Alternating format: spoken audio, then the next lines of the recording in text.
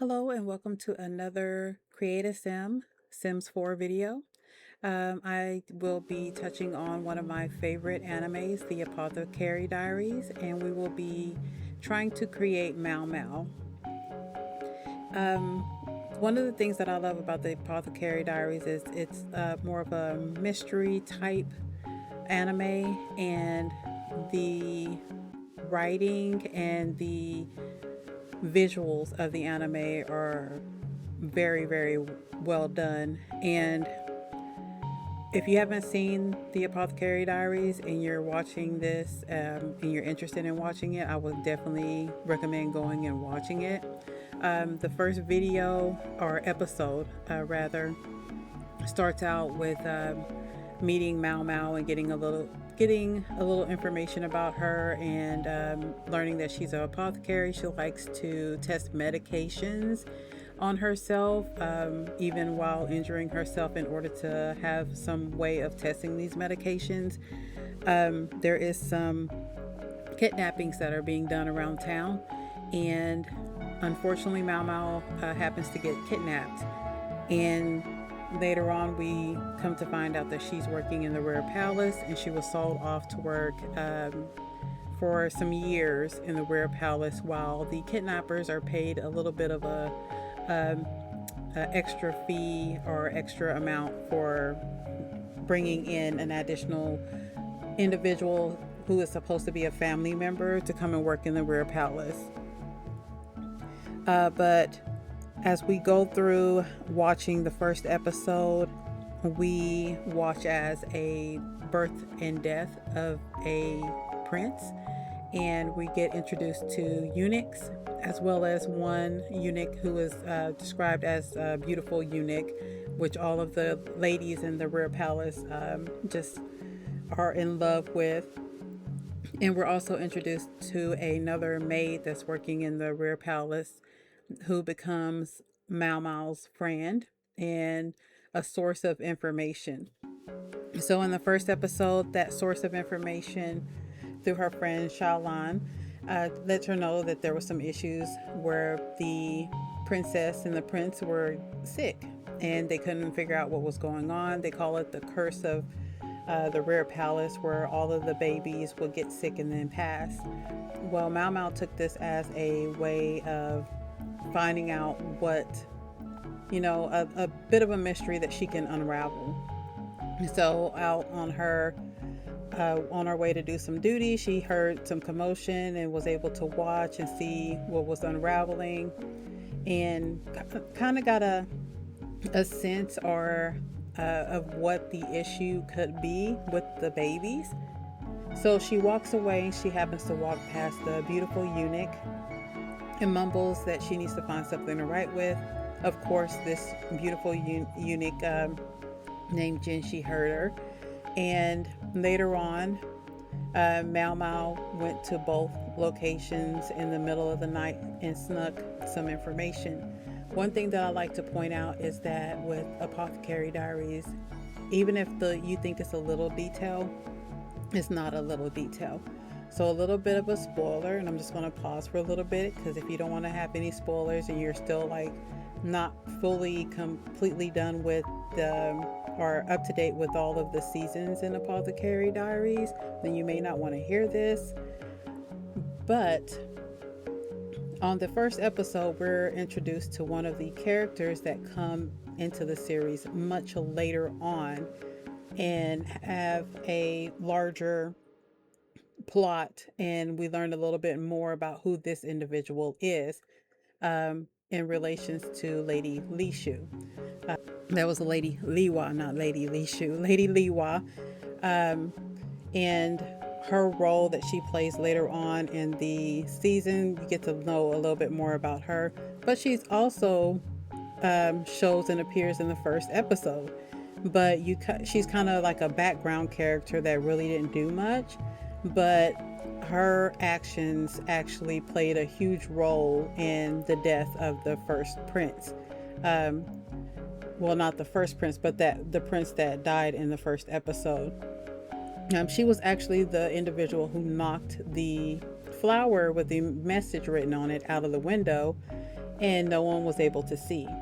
But the other consort went and warned the other one about the face powder, but she did not listen. So either which way, the pleas and the information fell on deaf ears, and eventually the prince did die from lead poisoning from the face makeup. The princess was able to be saved because that consort listened to the warning. And as we played through the first episode, they found out that Mao Mao was the one who provided that information, brought her to the rare palace to meet the consort, and she got somewhat of a promotion to a food tester. And as we find out later on, that was one of her best jobs that she loves. She tests for poisons as well as get to eat really, really good food.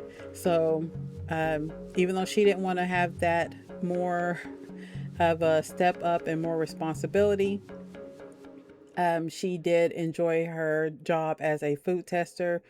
And in later seasons, we're going to see some where she's going to put that little food testing position to use, and it opens up into more mysteries and more revelations. But one of my tips whenever watching the Apothecary Diaries is to pay close attention to every character and situation, because it always comes back around. So even with that small character you thought was no one important, come to find out she's very important very later on in the anime. So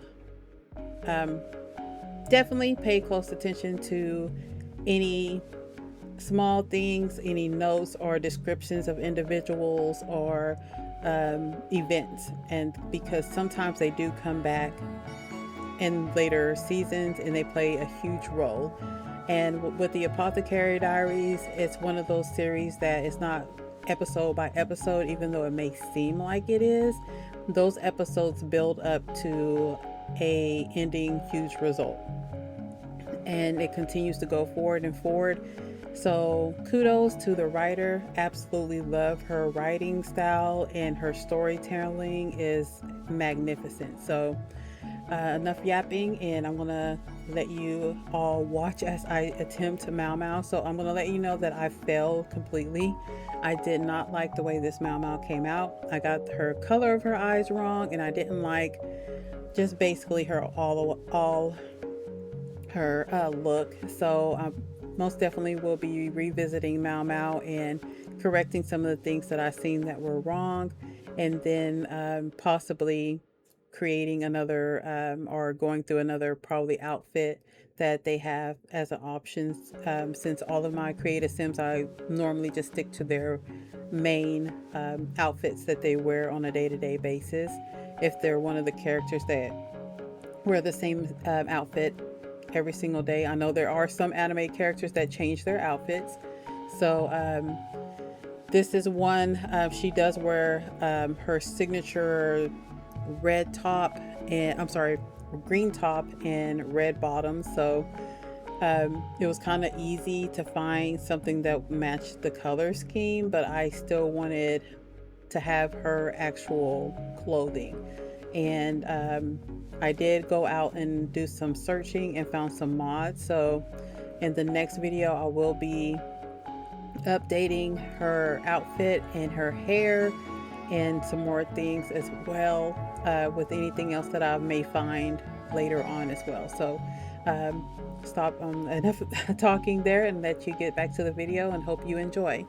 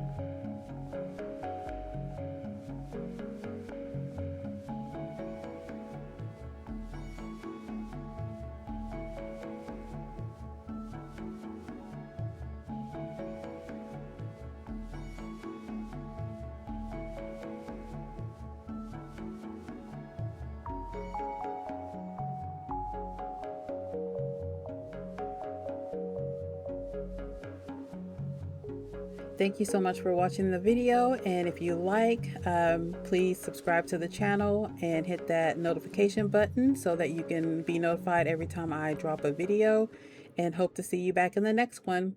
Thank you. Bye-bye.